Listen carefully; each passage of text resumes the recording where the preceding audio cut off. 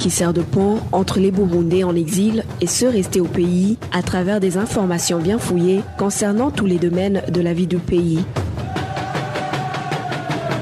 Le magazine Humura Burundi est diffusé sur le web via le site de la RPA www.rpa.bi. Humura Burundi.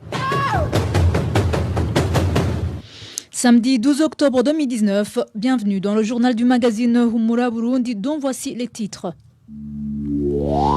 Ce vendredi, un policier a blessé par balle une personne au centre-ville de Bujumbura. Ce policier a été arrêté.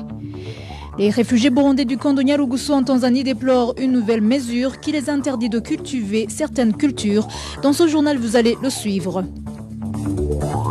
Et dans la rubrique « Au cœur de la société », nous vous parlerons des conséquences de la lenteur de la justice dans le traitement des dossiers fonciers.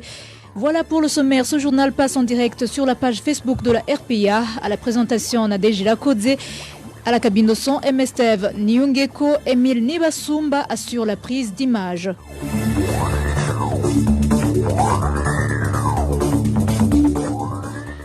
Bonsoir, débutons ce journal par la page sécurité. Un policier a blessé par balle une personne ce vendredi au centre-ville de Bujumbura. L'incident s'est produit dans un endroit communément appelé Bata. Ce policier est actuellement sous les verrous. Les détails avec Eloge Divin Lemesha. La personne blessée ce vendredi à 15h est connue sous le nom de Calixte. Le policier qui a tiré sur Calixte est connu sous le nom d'Alexis. Ce dernier était en compagnie d'un officier de la police judiciaire et tous les deux travaillent à Djabé dans les bureaux de la police judiciaire. La victime est un vendeur de téléphone à l'endroit communément appelé Bata. Cet individu qui travaille près du lieu du crime nous rapporte ce qui s'est passé. C'est un policier accompagné d'un officier de la police judiciaire qui lui a tiré dessus.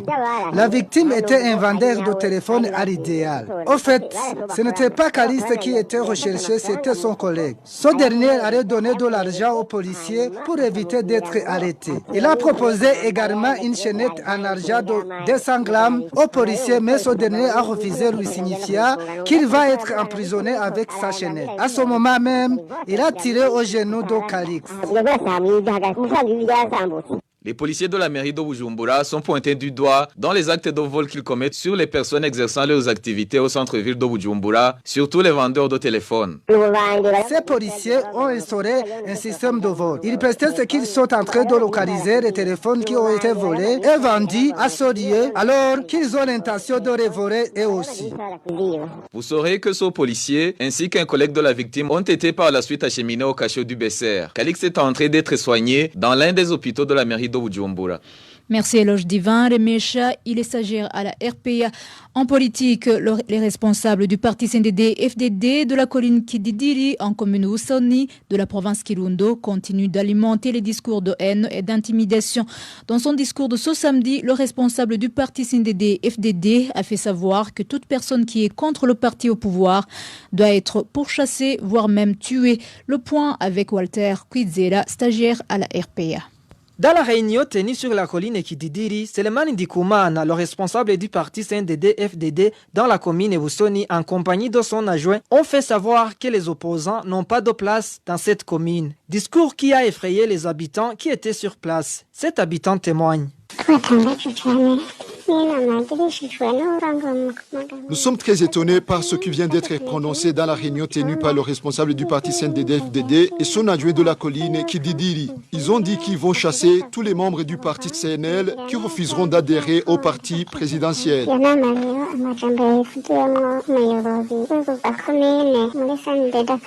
Dans son discours, ce responsable a dit que personne ne va leur échapper. Ils vont tous les tuer. Nous sommes très inquiets.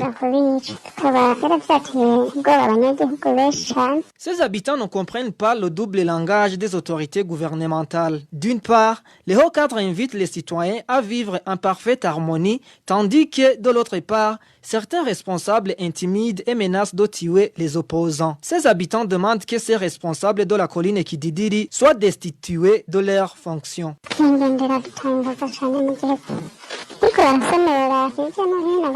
Ce comportement est étonnant du fait que la plupart des autorités dans le CNDD-FDD nous invitent à cohabiter pacifiquement.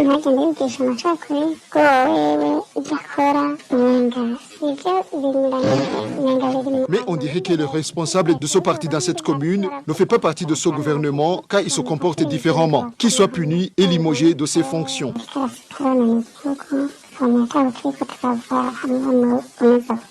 Ce n'était pas la première fois que ce responsable du parti CNDD-FDD dans cette commune Ebusoni prononce ce genre de discours. La semaine dernière, il a menacé un infirmier et frappé un enseignant de la même commune devant le public. Contacté à ce propos, Albert Atungimana, administrateur de la commune Ebusoni, n'a pas décroché son téléphone. Merci Walter Kwizera. Et en page gouvernance, les militaires burundais en mission de maintien de la paix en Somalie totalisent bientôt 10 mois d'arriérés de soldes, retardés par la signature de nouveaux accords de partenariat entre l'Union africaine et l'Union européenne. Cette dernière fait toutefois savoir qu'elle a déjà débloqué 6 mois sur les 9 mois d'arriérés. Le point avec Innocent Valentin Singirangabo. Les militaires burundais en mission de maintien de la paix en Somalie, des bataillons 50 et 51, n'ont pas eu leur solde depuis le début de l'année 2019. Ces militaires affirment que leurs familles restées au Burundi sont dans une situation alarmante. Les militaires burundais des 50 et 51e bataillons AMISOM viennent de passer 10 mois sans rémunération. Nous n'avons aucune information concernant nos salaires depuis le début de l'an 2019. C'est un problème sérieux car nos familles sont dans la galère. Ces militaires demandent au gouvernement burundais et aux responsables de la MISOM de les rétablir dans leurs droits. Nous ne savons pas la position du gouvernement burundais. C'est pour cette raison que nous supplions tous les partenaires de nous venir en aide pour que nous puissions rentrer chez nous ayant quelque chose dans nos poches. Les autres militaires burundais des bataillons 46 et 47e AMISOM, tout comme ceux des 48e et 49e bataillons AMISOM, n'ont pas encore eu leur solde depuis qu'ils ont regagné le Burundi. L'Union européenne qui finance les activités de l'AMISOM en passant par l'Union africaine dit que le retard des salaires a été dû au retard de la signature du nouveau contrat entre les deux organisations pour l'exercice 2019-2020. L'Union européenne affirme que depuis la signature de ce contrat, les salaires des militaires ont été envoyés au Burundi via la Banque centrale il y a 2 semaines. À ce propos, nous avons tenté de joindre le porte-parole de la Force de défense nationale, colonel Floribert Biereke, mais son téléphone sonnait sans que personne ne décroche. Innocent Valentin Singirangabo. Dans un instant, la page société. En page société, manque criant d'eau potable en zone Gatumba de la commune Mutimbuzi en province Bujumbura. 4 mois viennent de s'écouler sans eau de robinet. Les habitants de cette zone demandent au gouvernement de régler cette situation le plus tôt possible. Les détails avec Clovis Nyonzima, stagiaire à la RPA. Cette pénurie d'eau s'observe notamment sur la colline Mitao du secteur Gaharaoui. L'eau est rarement disponible la nuit pour un laps de temps. À Gatumba, sur la colline Gaharaoui, s'observe un manque d'eau et nous totalisons jusqu'aujourd'hui presque 5 mois. Quelquefois, on nous donne de l'eau pour un laps de temps la nuit vers 2 heures du matin et tout le monde ne peut pas en avoir. D'ailleurs, ceux qui sont de l'autre côté du lycée communal ne sont jamais servis. Nous avons soumis la question aux autorités administratives, mais jusqu'aujourd'hui, pas de réponse. Ces habitants indiquent qu'ils craignent d'attraper les maladies des mains sales car ils n'ont pas d'autre choix que d'utiliser l'eau de forage qui est sale.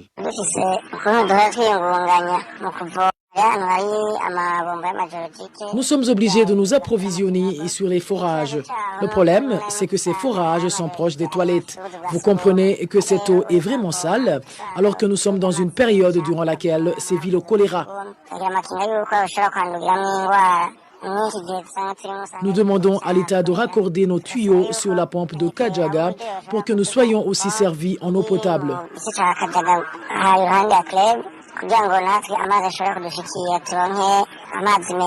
Ce vendredi, un habitant de cette localité présentant les symptômes de choléra a été transporté à l'hôpital, La Croix-Rouge s'est vite dépêchée pour pulvériser les ménages de cette localité. À ce propos, nous avons essayé de joindre Simeo Butoyi, administrateur de la commune Mutimbuzi, mais son téléphone sonnait sans que personne ne décroche.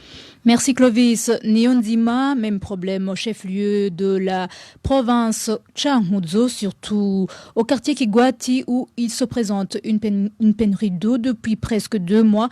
Actuellement, un bidon d'eau s'achète à 300 francs burundais. Les habitants de cette localité craignent d'attraper les maladies des mains sales. Balthazar Miburo. Les habitants du quartier Kigwati de la ville urbaine de Changuzo sont confrontés à une pénurie d'eau potable. Certains achètent l'eau à un prix exorbitant, tandis que les autres sont obligés d'utiliser l'eau de ruisseau par manque de moyens.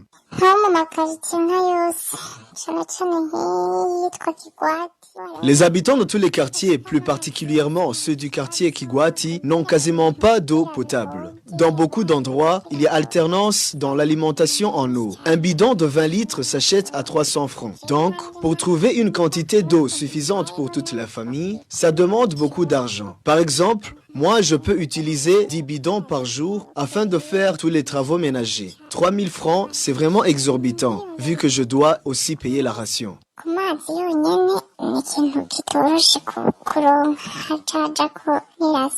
Suite à cette pénurie, ces habitants craignent d'attraper des maladies liées au manque d'hygiène. Nous craignons d'attraper des maladies comme l'amibiase, la diarrhée ainsi que d'autres.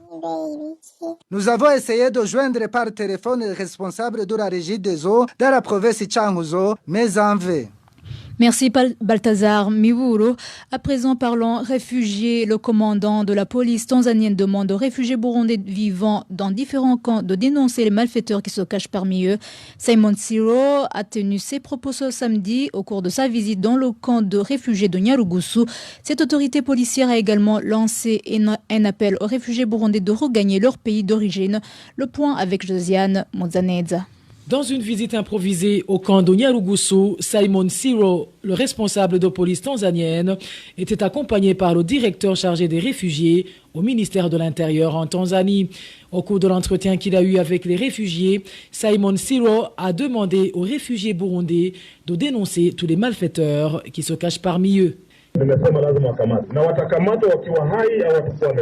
J'ai dit qu'ils doivent être arrêtés et ils seront arrêtés, morts ou vifs. Je vous demande tout simplement de nous renseigner sur ces personnes. Ça peut être ta femme, ça peut être ton mari, qui qu'il soit, il faudra le dénoncer. Dans un délai, ne dépensant pas une semaine, on aura fait notre devoir. Le camp de réfugiés n'est pas le refuge des malfaiteurs. C'est un lieu où nous voulons que des gens vivant en paix. Les voleurs et autres malfaiteurs seront traqués. Simon Siro, également commandant de la police est-africaine, a indiqué aux réfugiés burundais que la paix est totale au Burundi, raison pour laquelle ils doivent regagner leur pays d'origine. Nos enfants seront demain nos présidents. Nous voulons qu'ils étudient en paix. Nous n'avons pas besoin des vauriens qui viennent perturber notre sécurité. Nous les aimons beaucoup, mais comme l'a dit le directeur, au Burundi, il y a la paix. Moi, j'y vais très souvent. C'est moi qui suis actuellement le commandant de police et de la communauté est-africaine. Je sais alors qu'il règne la paix au sein de la communauté. Alors, je vous demande avec insistance de regagner votre pays. Ce commandant de la police tanzanienne a promis une enveloppe de 200 000 shillings tanzaniens à celui qui dénoncera une personne qui détient une arme à feu. Dans sa dernière visite dans la province de Katavi, une région qui abrite les réfugiés burundais de 1972, le président tanzanien Pombe Magufuli a accusé les réfugiés burundais d'avoir perturbé la sécurité dans cette partie du pays. Merci Josiane Muzaneza. Toujours au camp de réfugiés de Nyarugusu en Tanzanie, les réfugiés ont été sommés d'arracher et de ne plus cultiver certaines cultures dans ce camp. Cela a été annoncé dans une réunion tenue vendredi dernier par le responsable du dit camp. Les réfugiés déplorent cette mesure car ces cultures étaient source de suppléments alimentaires. Le point avec Vicky Chris Nineletse.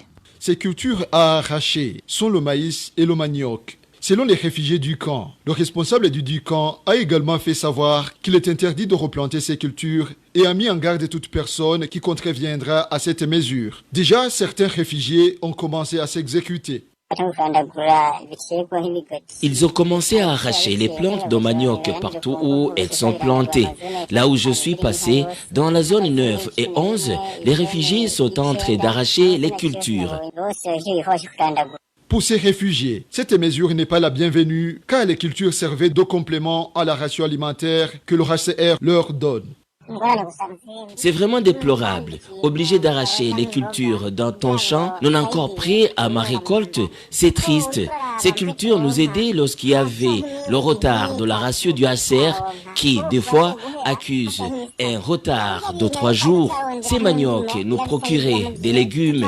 Donc, celui qui t'oblige d'arracher ton champ, cela montre qu'il n'a plus besoin de toi. Le responsable de ce camp a exhorté les réfugiés à cultiver davantage de la banane. Mais les réfugiés ne sont pas de son avis.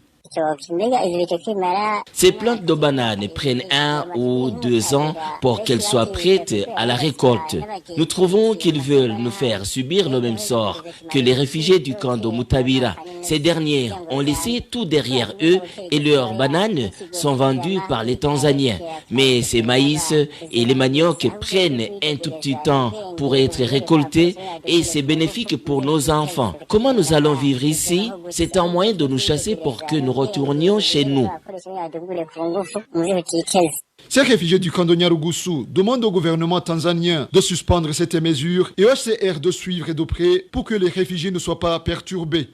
Vicky Chris Nineretse, je vous rappelle que vous pouvez recevoir ce magazine en écrivant au numéro WhatsApp de la RPA plus 49 551 294 16 348. C'est le moment de suivre la rubrique « Au cœur de la société ». Aujourd'hui, nous vous parlerons des conséquences de la lenteur de la justice burundaise en ce qui concerne les dossiers fonciers. Au cœur de la société vous est présenté par Thierry Bigilindabzi. Au cœur de la société. Au cœur de la société est une émission de tous les samedis, préparée en synergie par les radios Inzamba, Agateka Kawe, Radio RPA, Ijuya Wanyagihugu, ainsi que la radio-télévision Renaissance. Aujourd'hui, les litiges fonciers atteignent une telle ampleur qu'il est souvent à l'origine de beaucoup d'assassinats et de règlements de comptes au Burundi. La lenteur que manifestent les tribunaux dans le traitement de dossiers est l'un des facteurs qui amplifie les conflits sociaux entre les parties au procès. Pourquoi cette lenteur de la justice et comment s'en sortir? Ce sont ces deux questions qui feront objet de débat dans le mini-magazine Au cœur de la société du 12 octobre 2019. Thierry Bigilindabzi est à la présentation, bienvenue. Sur la colline Raro de la commune Nyabiraba en province Bujumbura, un conflit foncier vieux de 35 ans a basculé dans une violence le 30 septembre de cette année. Les détails avec notre confrère de la RPA, Émile Nibasumba. Le procès débute en 1984, en effet, 35 ans après, plus précisément à la fin du mois de septembre 2019, les voisins racontent qu'ils ont vu un groupe d'hommes armés de machettes en train d'abattre un champ de bananiers appartenant aux descendants de la famille Nziza. Tétanisée, cette famille a pris fuite, craignant d'être visée par l'attaque. Cette attaque a eu lieu sur la colline Raro de la commune Nyabiraba dans la province Bujumbura. À l'origine de ces violences, le procès rendu, mais qui n'a pas été exécuté. Les descendants de la famille Ebaraguiye admettent avoir détruit ces champs. Ils indiquent qu'ils ont eu gain de cause il y a 2 ans dans un procès qui les opposait aux descendants d'Onhiziza. Selon le journal Iwachu, le juge président du tribunal de résidence de Nyabiraba, Jean-Claude Nhigwahavouye, reconnaît qu'il a demandé aux administratifs à la base d'aider à l'exécution de ce procès. Mais il souligne que ce n'est pas lui qui a ordonné la destruction des champs. 80% des affaires pendantes devant les tribunaux au Burundi sont liées au conflit foncier selon les enquêtes menées par l'organisation LCN Justice et Démocratie en 2014. Il est tout à fait normal qu'il y ait des conflits dans ce secteur, surtout que le citoyen burundais et la terre sont traditionnellement liés. Précise le notable Zeno Nichayenzi. Il est au micro de notre confrère de la radio Inzamba, Agateka Kawe, Parfait Mudasigane. L'attachement du Burundais par rapport à sa propriété foncière, c'était tout à fait compréhensible. En Burundi et sa propriété foncière, il y avait entre les deux une sorte de lien, d'un attachement vital, une sorte de lien ombilical, comme entre l'enfant et la mère. exactement la même chose. C'est la propriété foncière qui était la terre nourricière de la famille. Et à la tête, il y avait le chef de famille qui devait prendre le soin de cette propriété foncière qui était tout pour la famille. Tout. C'est là que la famille travaillait, se nourrissait, vivait et se développait. C'est là où chaque membre de la famille était enterré. Et c'est un attachement du début de la vie jusqu'à la fin de la vie. C'est ça la propriété foncière. Et un homme sans terre, c'était le plus grand malheureux du Burundi ancien. Un homme et la terre, la propriété foncière, pas la terre n'importe laquelle, la propriété foncière, c'était véritablement l'identité, l'essence, la substance de l'homme. Zenoni Chayenzi est l'un des Bashinganahe. La dévalorisation de cette institution de Bashinganahe est l'une des causes disrespectives des litiges fonciers qui durent des décennies devant les tribunaux. C'est l'avis du juriste Emmanuel Nkengurutse. La première cause, c'est l'organisation interne des cours et tribunaux qui, lors des procès, savent difficilement lier des cas similaires. Il y a des cas qui sont tranchés depuis longtemps, mais qui reviennent sous une autre forme, alors que même l'objet concerne la même propriété foncière. Deuxième chose, c'est la mentalité même des Burundais.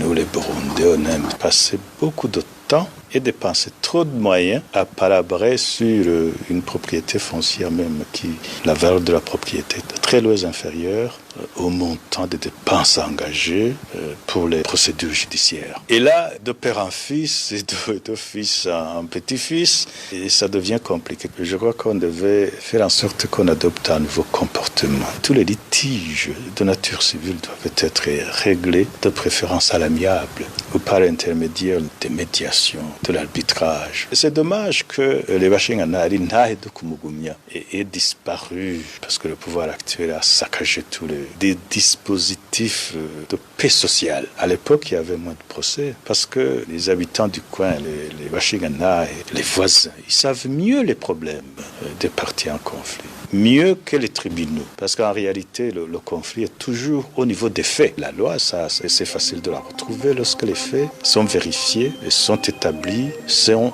de commun accord convenus.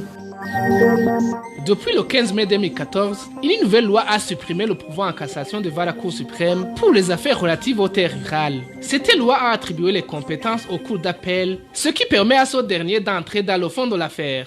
Le temps que les parties au procès passent devant les tribunaux s'allonge de plus. C'est ici que s'achève notre mini-magazine au cœur de la société. Bon week-end et à la prochaine. C'était l'émission Au cœur de la société. Merci à toi Thierry Guilindavdi. C'est ici que prend fin le journal du magazine Humura Burundi de ce samedi 12 octobre 2019. Merci de nous avoir suivis. Merci à toute l'équipe rédactionnelle et l'équipe technique. À la présentation, vous étiez avec Nadège Irakodze. Un bon week-end à tous.